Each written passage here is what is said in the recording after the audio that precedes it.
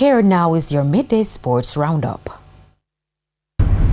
Jamaica's ice hockey team is getting ready to defend their Challenger Series title, which they won at the inaugural staging last year by defeating Lebanon 12-8 in the final. President of the Jamaica Olympic Ice Hockey Federation, Don Anderson, gave an update. They're all geared up, and we have the nucleus of the team that won the Challenge Series last year between we played against Lebanon and Puerto Rico, and we beat them both on the way to winning the trophy. So we have the nucleus. We have most of the players coming back and one or two new players. So we have an experienced bunch of players who are ready and raring to go. Our first match is going to be on the 9th. They will play on the 10th and the 11th. So we're ready to go, and we believe we're pretty confident that we can replicate. Canadian-born defender Avery Grant says he's ready for the challenge. I'm a big part of the board as well as a player. I try and give my perspective as a player. We're thinking of creating some prospect teams, trying to get it together with players of heritage who are younger, on the younger side, maybe have prospect tournaments in Canadian tournaments or American tournaments up in North America.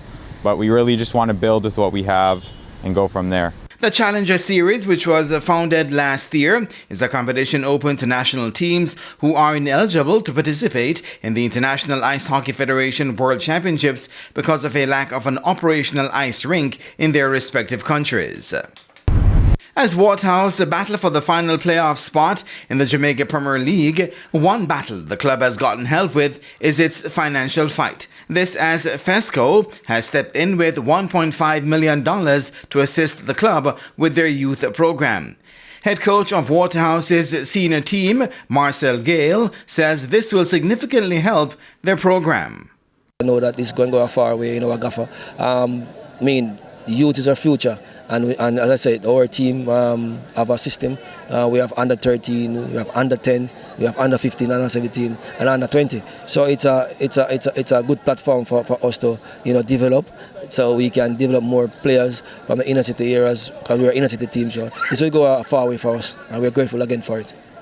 The indoor training facility at Sabina Park has gotten a long overdue upgrade and will now be operated by the Cricket Cave in partnership with the Jamaica Cricket Association. The facility, which is located at the George Headley stand, has been in need of repair work for years and at one stage was without electricity. However, it has gotten a significant facelift, which includes the addition of new nets, a change to the matting, as well as upgraded lighting. Atishai Mensing is a co-founder of the Cricket Cave. So this is the launch of the growth of development of cricket in Jamaica. This is the first ever indoor cricket center to be opened on the lights. This shows that 24/7 cricket will be played now from youth up. We have been launching a youth academy that will be coming in June. And now we are here to show people that cricket can be fun, cricket can be a place to come online, and that the place to be is a cricket cave. The idea is to also attract more persons to the sport, and the facility will be open to the public. In the morning time, due to the partnership that we're having with Jamaica Cricket, the Jamaica Cricket team, men's, women, and youth, will have free access to it from 8 a.m. to 12 p.m.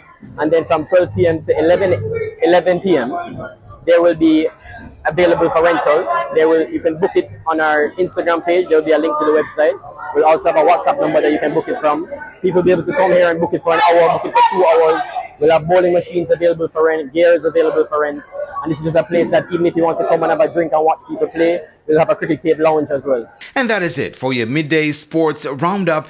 And I am Jermaine Brown.